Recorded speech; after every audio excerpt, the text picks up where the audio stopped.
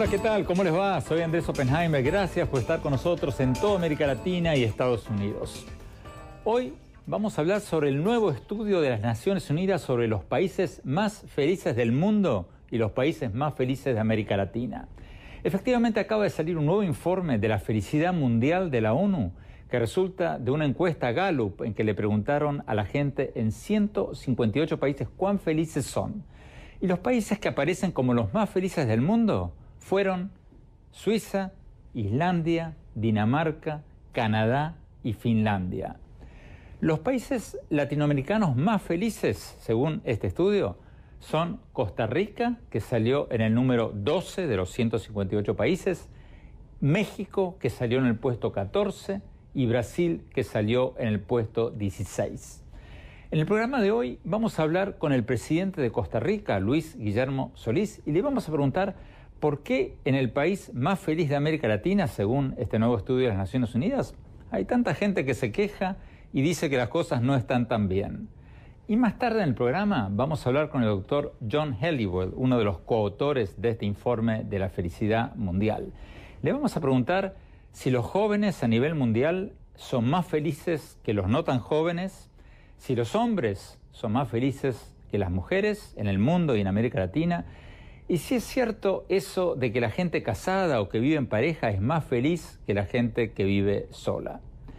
Vamos a escuchar lo que nos dijo y luego lo vamos a analizar desde México con el doctor Gerardo Leiva, subdirector de investigaciones de la Oficina Nacional de Estadísticas de México, el INEGI. Y luego, al final del programa, vamos a hablar de este otro tema que está dando mucho que hablar en Estados Unidos en estos días, las tensiones raciales por la brutalidad policial en Baltimore y varias otras ciudades. Bueno, empecemos con el tema de la felicidad, con el ranking mundial de la felicidad. Veamos la entrevista que le hicimos al presidente de Costa Rica, Luis Guillermo Solís. Veamos.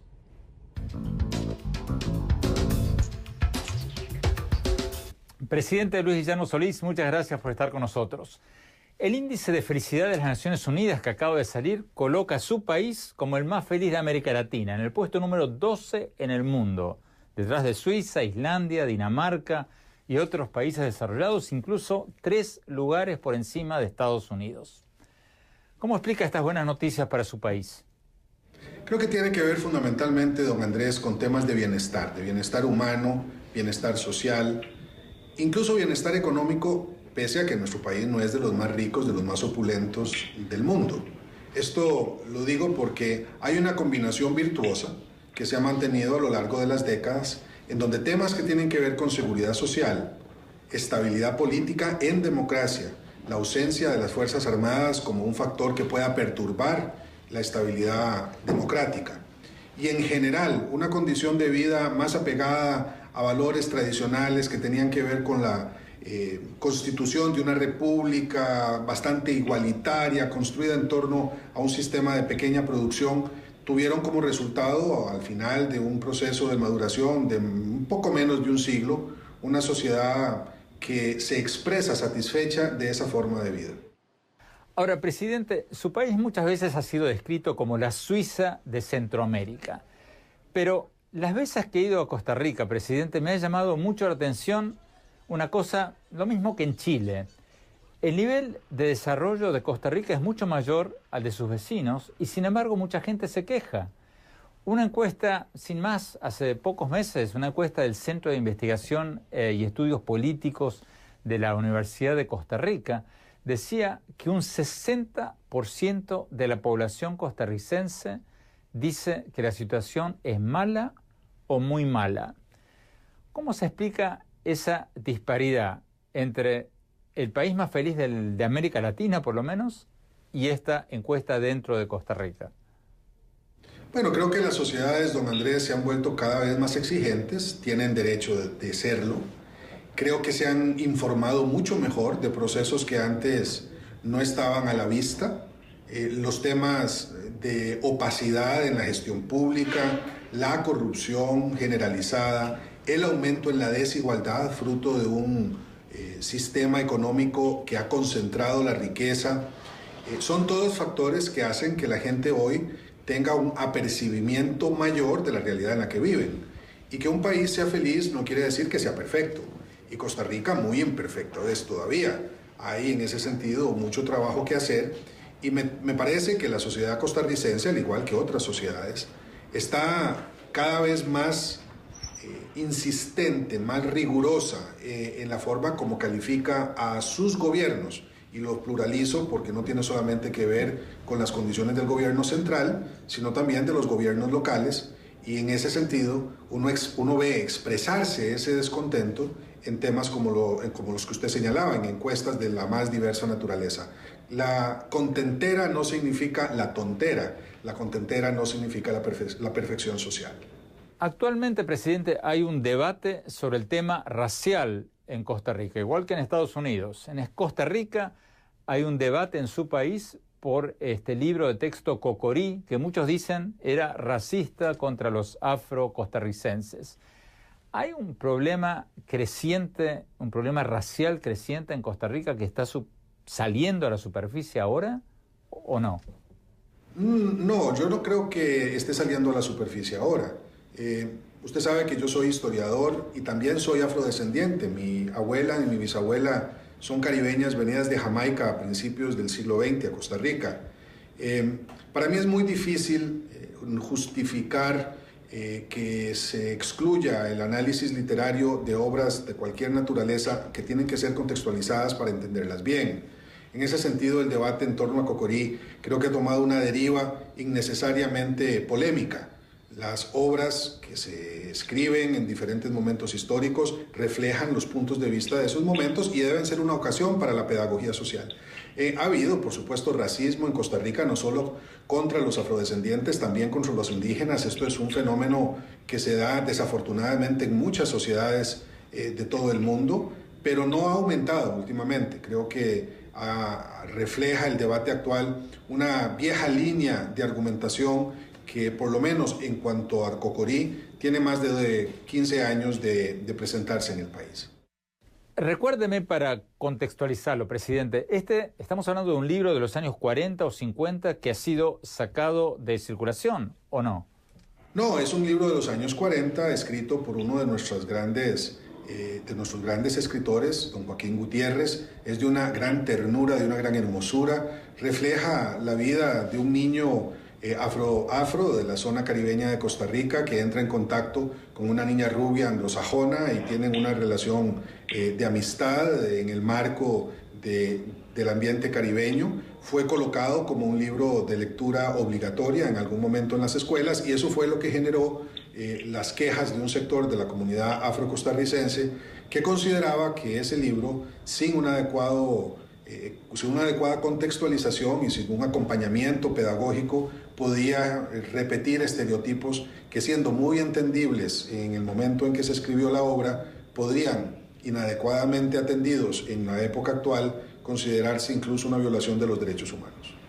Volvamos al presente, presidente. Usted hizo grandes titulares cuando asumió el gobierno y firmó un decreto prohibiendo que exhiban su imagen en las oficinas públicas y que aparezca su nombre en las placas de las obras públicas para terminar con el culto a la personalidad que es tan común en nuestros países en América Latina. ¿Se está manteniendo esta prohibición al pie de la letra o aparece una fotita suya en alguna que otra oficina pública?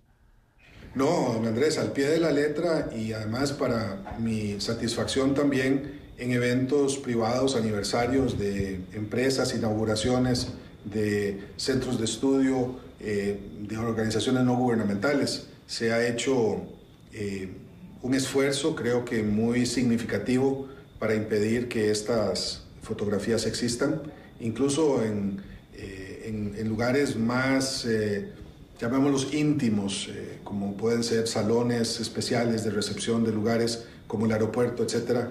No hay una sola efigie del presidente. Creo que eso es una muy buena noticia para Costa Rica.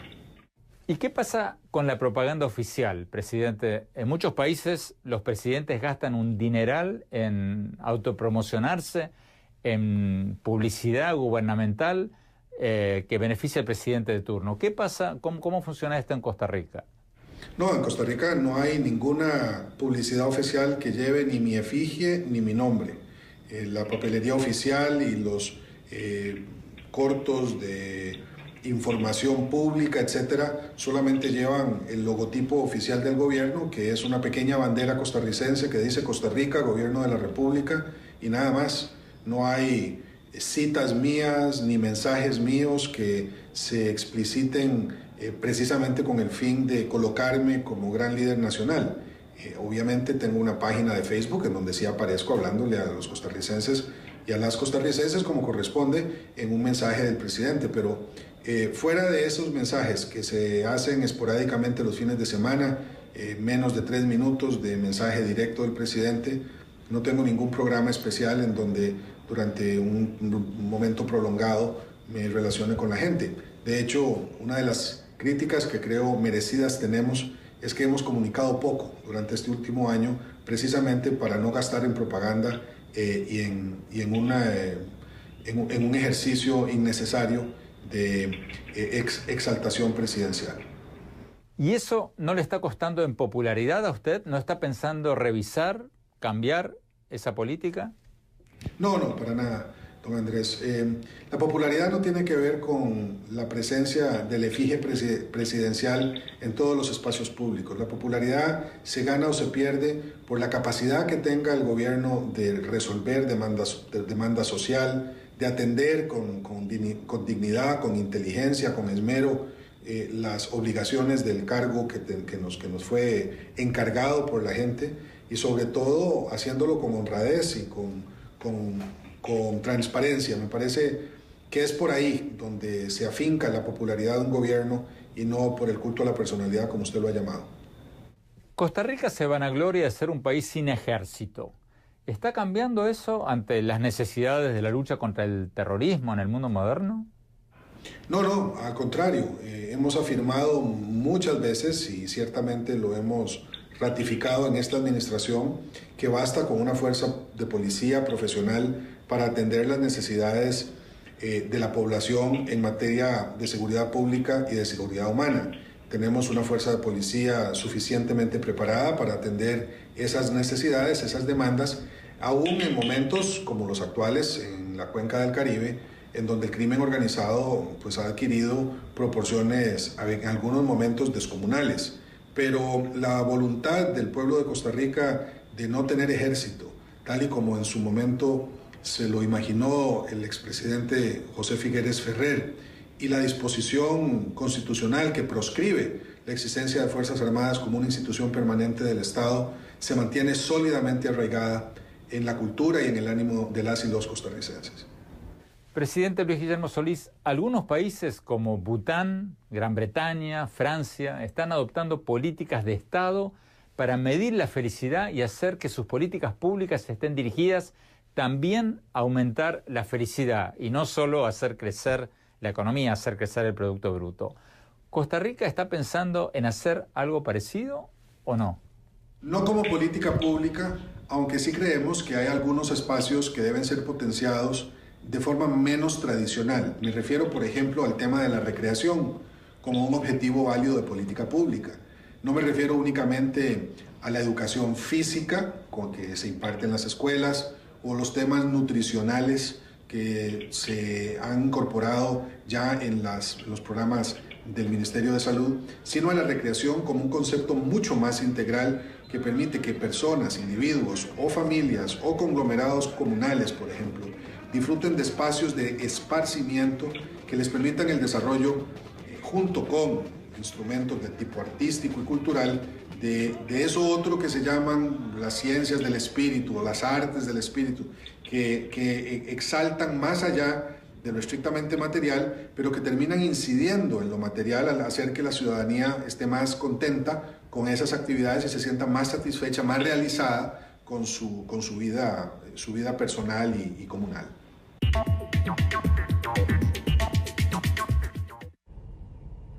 Tenemos que ir a un corte y ya volvemos con el Informe Mundial de la Felicidad. Ya volvemos.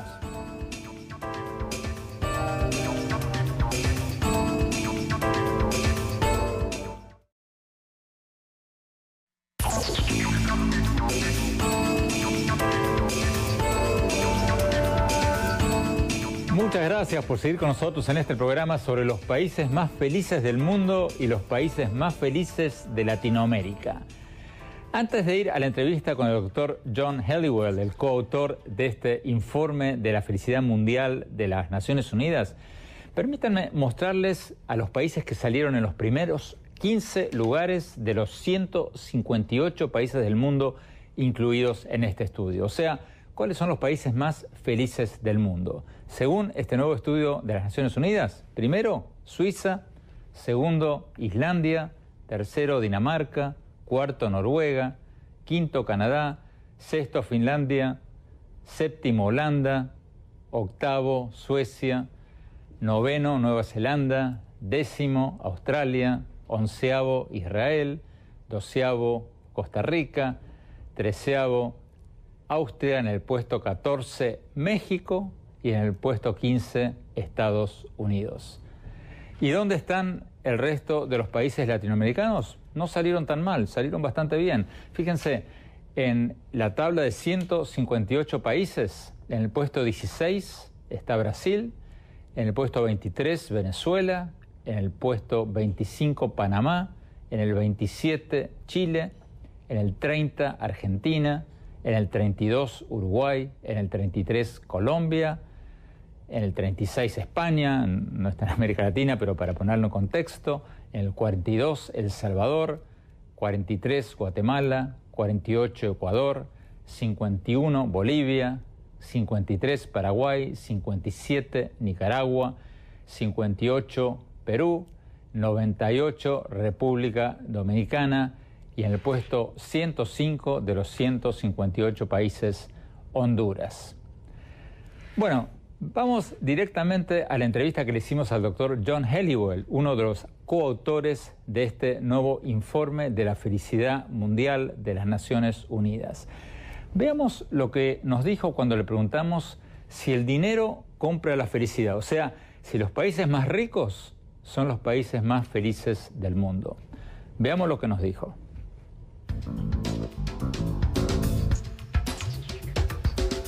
En general, eso es cierto.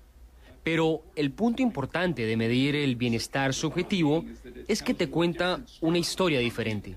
Los 10 países más felices, según la autoevaluación de sus ciudadanos, no son los mismos que los 10 países que tienen los ingresos más altos. Solo 2 de los 10 países más felices coinciden en su percepción de felicidad y en sus ingresos.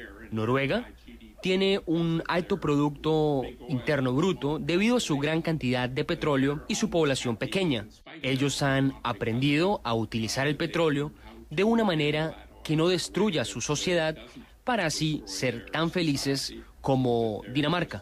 Tienes razón al decir que un buen ingreso es importante, pero un país no puede llegar al tope de la lista de la felicidad solo por poseer buenos ingresos. Si fuera así, encontrarías una cantidad de países del Medio Oriente y los Estados Unidos encabezando esta lista. ¿Cuáles son esos 6 factores que, según ustedes, marcan el nivel de felicidad de los países? Los 6 factores son ingresos, expectativa de vida saludable, respaldo social, lo que significa tener siempre alguien con quien contar en momentos difíciles. Algo muy importante y muy común en algunos países, pero no muy común en otros. Después, existe una medida de generosidad, en la que preguntamos si la gente ha hecho obras de caridad en el último mes. También está la libertad de tomar decisiones, si te sientes libre al tomar tus decisiones. Y finalmente está el factor de la confianza y su cara opuesta, la corrupción. Si crees que la corrupción es un problema serio en el mundo de los negocios y en el gobierno, y utilizamos el promedio de estos 2 resultados. Y estas 6 variables combinadas explican la mayor parte de las diferencias en las evaluaciones de la vida entre países. Los países latinoamericanos en general salieron bastante bien, bastante arriba, en los puestos bastante altos en este ranking. En la lista de 158 países en que ustedes hicieron esta encuesta, Costa Rica salió en el número 12, México en el número 14, Brasil en el puesto 16, de los países más felices del mundo. O sea, estos países latinoamericanos están dentro del 10% de los países más felices del mundo. ¿Cómo explican ustedes eso considerando que no son los países más ricos? Por supuesto, no son los países más ricos, pero tampoco son los países más pobres. Hay algo más en la situación de Latinoamérica. Cuando usamos estas 6 medidas o estándares para explicar el bienestar de las naciones, encontramos que la gente en los países latinoamericanos evalúa su vida más positivamente de lo que predicen sus circunstancias materiales. Si vemos todos esos países, los 6 factores indicativos de bienestar son en realidad menores al resultado final de la felicidad. Entonces, hay lo que llamamos una magia latinoamericana. La vida en Latinoamérica es mejor de lo que uno pensaría con base en las circunstancias materiales. Hay muchos especialistas que están ahora investigando a qué se debe esa magia latinoamericana, ese factor mágico. Muchos se preguntan si en Latinoamérica la gente responde a las preguntas de una manera diferente, o más probablemente si la gente en las ciudades latinoamericanas está más conectada socialmente que en otras partes.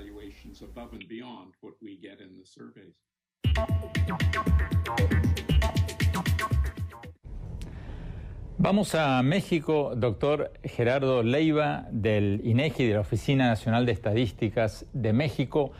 ¿Cómo se explica esto que el doctor Helliwell llamaba la magia de América Latina? ¿Los latinoamericanos somos más felices o le mentimos a los encuestadores? ¿Cómo se explica eso?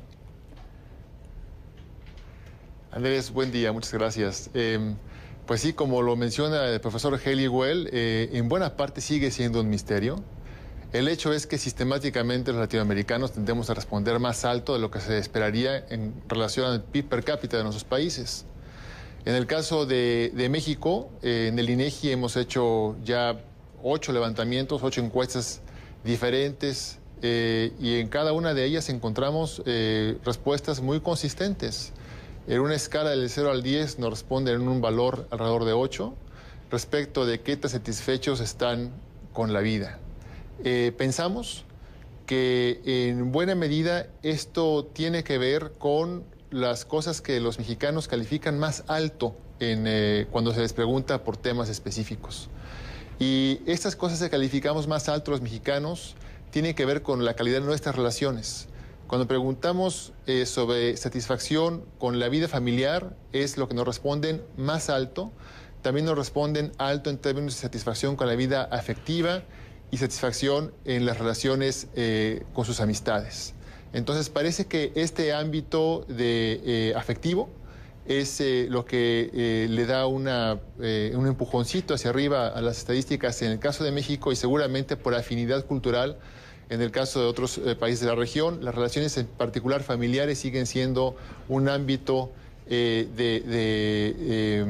solidez y de seguridad para los miembros de los hogares mexicanos y seguramente también para el resto de los países latinoamericanos.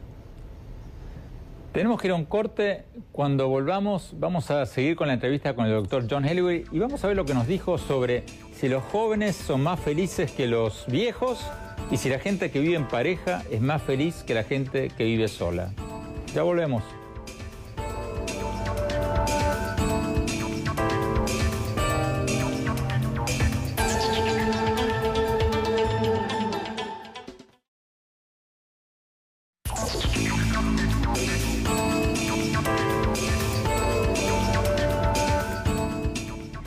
Muchas gracias por seguir con nosotros en este programa sobre los países más felices del mundo y los países más felices de América Latina.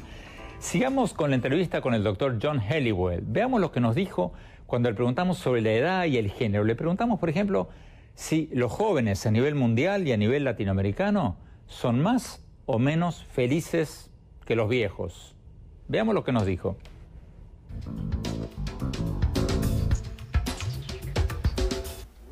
A nivel mundial, sí. Indudablemente la gente joven es más feliz que la gente de mediana edad. En algunos países, la sensación de felicidad a lo largo de la vida tiene una forma de U, Empieza arriba cuando la gente es joven, baja hasta el fondo de la U cuando las personas tienen unos 50 años de edad y luego vuelve a subir a medida que envejecen y la gente puede llegar a ser tan feliz como cuando era joven. Pero en promedio, a nivel mundial, la felicidad disminuye desde la juventud hasta la mediana edad. ¿Es cierto eso de que el matrimonio hace a la felicidad, de que la gente que vive en pareja tiende a ser más feliz que la gente que vive sola o no? El matrimonio realmente importa. También mencionaste el tema de género. Entonces permíteme decir algo sobre el género, y es que alrededor del mundo las mujeres son un poco pero significativamente más felices que los hombres. Y esto es cierto en casi todos los países. Pero es una diferencia relativamente pequeña.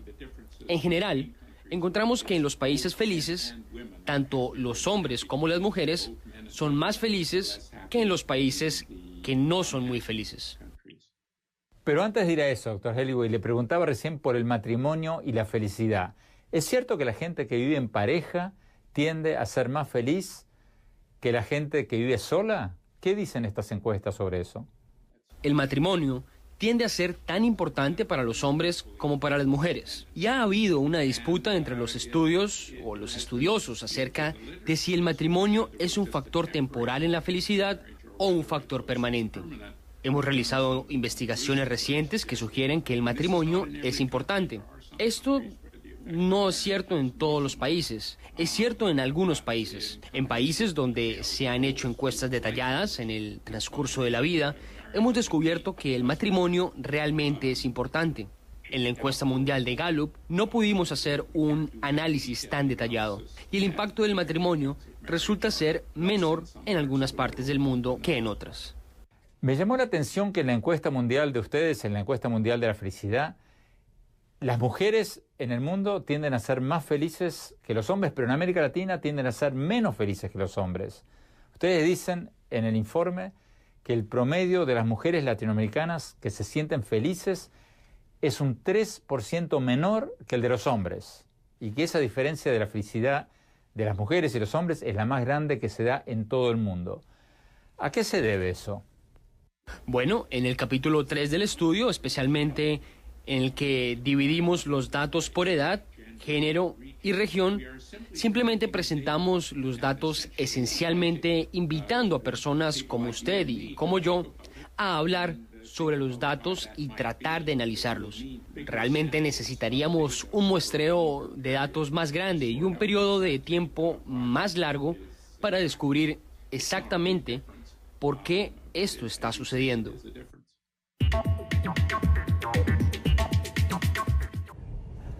Vamos a México. Doctor Leiva, ¿cómo se explica eso que las mujeres a nivel mundial son más felices que los hombres, menos en América Latina, donde según esta encuesta mundial de Gallup, publicada por las Naciones Unidas, las mujeres son a nivel promedio un 3% menos felices que los hombres?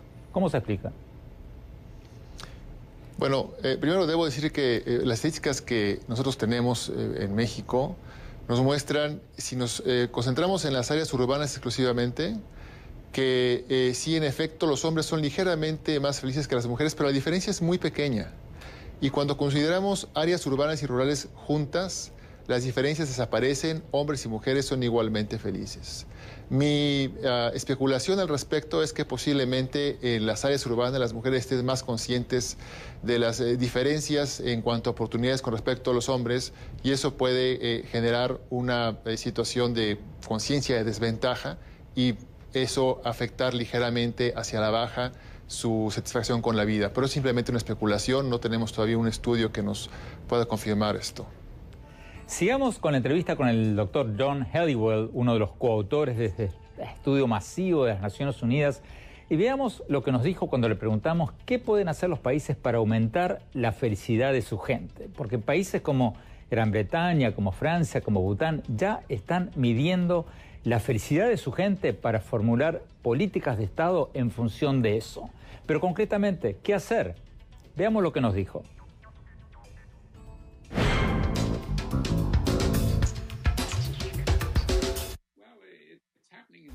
Está sucediendo de a poco en todo el mundo. El estado de Jalisco en México, por ejemplo, ha convertido la felicidad en un foco clave de su atención. Y usted ha mencionado Bután, que regularmente evalúa sus políticas de Estado según el impacto que han tenido en aumentar el Producto Bruto de la Felicidad, que es un indicador que usan.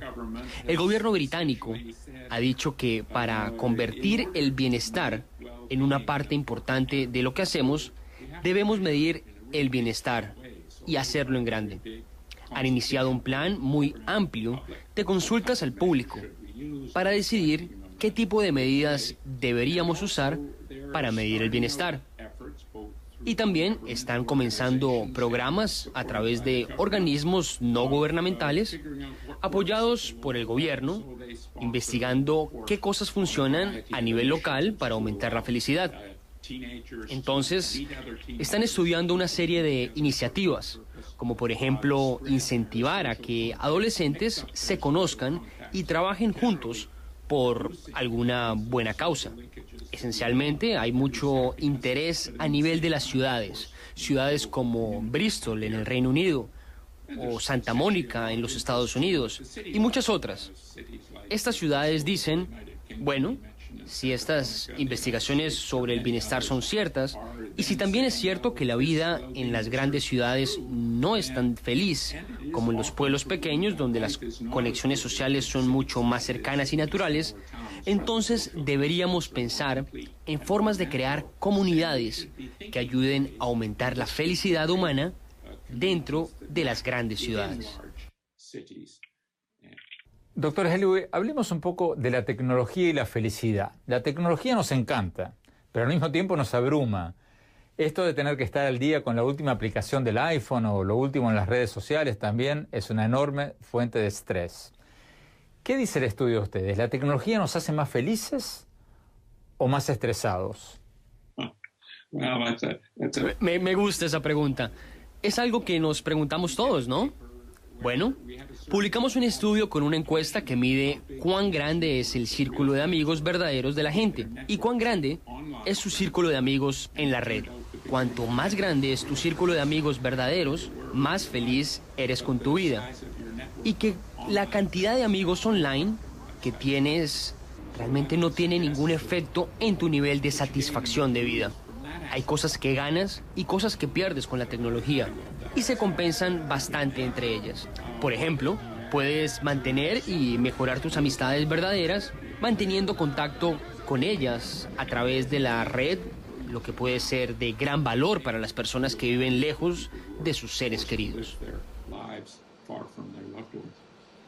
Entonces, resumiendo, ¿cuál es el secreto de la felicidad?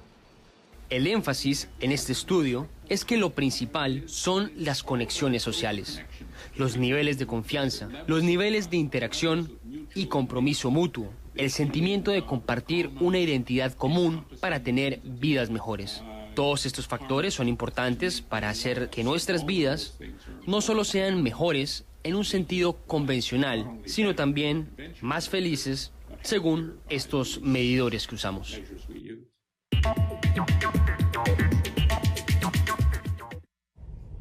Vamos a México, al doctor Gerardo Leiva de la Oficina Nacional de Estadísticas. Doctor Leiva, México, ¿cómo se explica que México haya salido tan alto en este ranking de la felicidad cuando, por lo menos ahí, por lo que yo he visto, hay un estado de crispación social muy grande en México a raíz de la desaparición de los normalistas en Iguala en septiembre del año pasado, a raíz de los escándalos de corrupción gubernamental?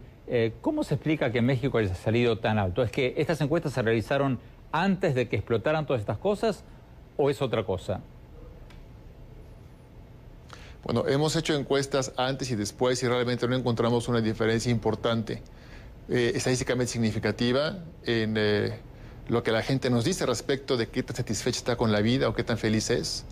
Y sin embargo, cuando hacemos preguntas específicas respecto de violencia o de inseguridad y las cruzamos con satisfacción con la vida, vemos que las personas que han sufrido de cerca los embates de la inseguridad, ya sea que hayan sido víctimas de un asalto, de algún tipo de violencia verbal, de algún tipo de violencia física, especialmente quienes han sido víctimas de violencia doméstica, tienen unas respuestas en términos de felicidad o de satisfacción con la vida menores que el promedio del país. Esto quiere decir que en general, digamos, el conjunto del país no refleja estos problemas de violencia todavía en sus estadísticas de felicidad, pero sí los grupos que la ven más de cerca claramente están manifestando una disminución en sus estándares de bienestar. Un punto aquí que considero importante es que el elemento que los mexicanos consideran más bajo de una lista que les dimos a considerar es la seguridad ciudadana. Parece ser que es un elemento que es pendiente. Doctor Leiva, muchísimas gracias. Vamos a un corte rápido y ya volvemos.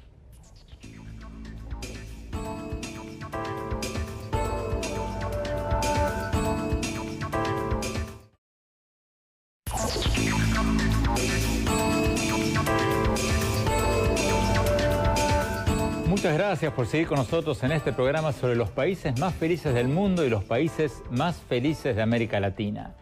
Antes de irnos vamos a hablar sobre lo que está pasando en Estados Unidos. Para ser más precisos, en Baltimore, donde se han disparado las tensiones raciales después de que un joven afroamericano murió tras ser detenido por la policía.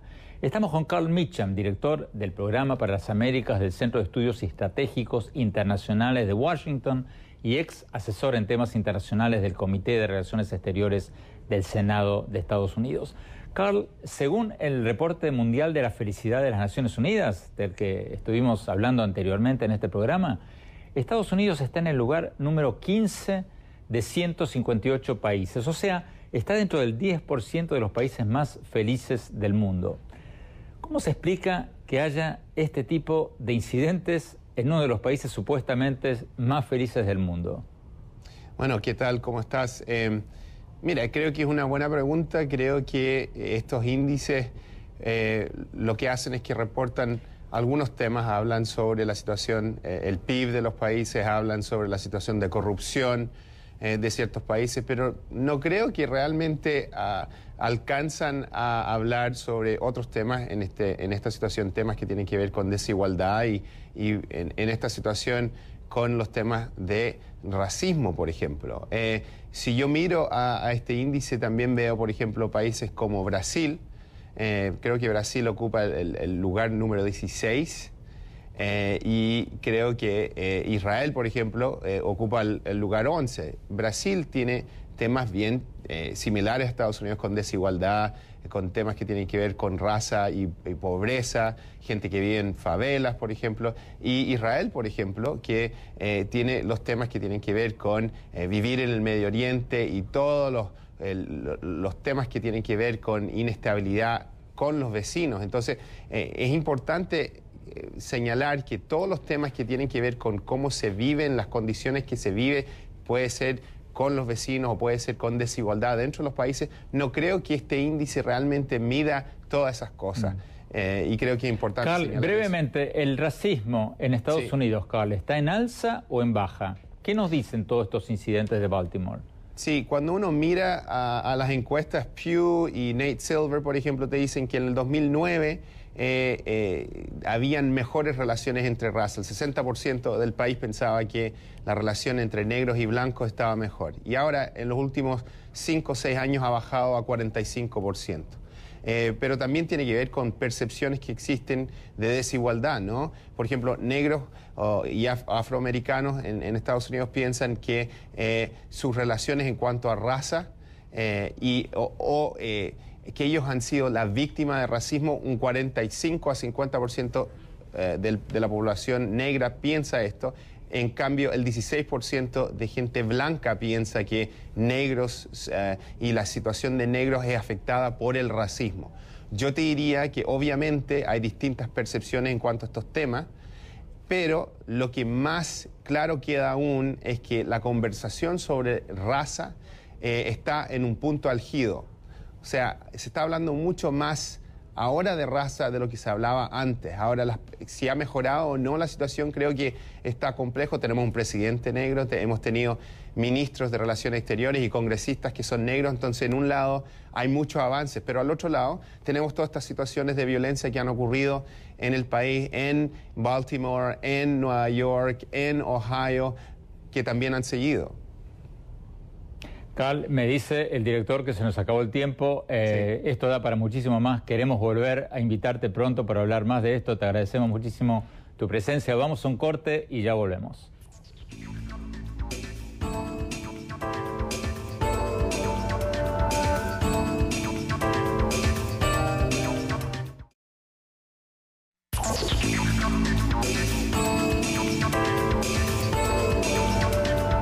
Muchas gracias por habernos acompañado y no se olviden de seguirnos en nuestro Twitter, @OppenheimerA, y en nuestro Facebook y en nuestra página web andresopenheimer.com. Ahí pueden ver muchos de nuestros últimos artículos y programas de televisión. Bueno, mi opinión sobre el tema del que hablamos hoy, sobre el Informe Mundial de Felicidad de las Naciones Unidas. Creo que tratar de medir la felicidad de los países es una excelente idea. ¿Por qué? Porque hoy en día estamos demasiado obsesionados con el crecimiento económico, con el Producto Bruto, y demasiado poco obsesionados con el aumento de la felicidad personal y social. En otras palabras, medimos el progreso de nuestros países según el crecimiento económico, según el Producto Bruto, y aunque es cierto que es difícil que haya felicidad a largo plazo si no hay un cierto crecimiento económico, también es cierto que un país puede crecer pero sin aumentar mucho la felicidad de su gente. Entonces, no me parece una mala idea para nada lo que están haciendo países como Bután, como el Reino Unido, como Francia, de empezar a estudiar seriamente cómo medir la felicidad para adoptar políticas nacionales específicamente diseñadas para aumentar la felicidad de la gente.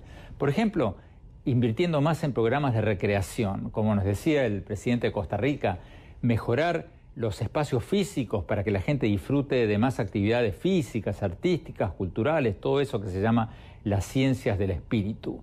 Claro, uno puede tener dudas sobre la metodología de este ranking en particular, de este ranking de la ONU. A mí, por ejemplo, me parece un poco raro que los suizos sean el país más feliz del mundo, porque, bueno, las veces que he estado en Suiza me pareció un país súper eficiente, pero no sé si el más feliz del mundo. Y también me parece un tanto curioso que México haya salido como un país más feliz que Estados Unidos, porque si así fuera, uno tendría que preguntarse por qué hay tantos mexicanos que emigran a Estados Unidos y no al revés. Pero bueno, esas son cuestiones de metodología. Uno puede tener dudas sobre la forma de medir la felicidad, pero eso ya se va a perfeccionar con el tiempo. A mí me parece una buenísima idea eso de que no solo midamos el progreso de nuestros países en función al crecimiento económico, sino también en base a la felicidad, al crecimiento personal, social y espiritual. ¿Qué les parece? ¿Cómo lo ven? Déjenos saber. Gracias. Hasta la semana próxima.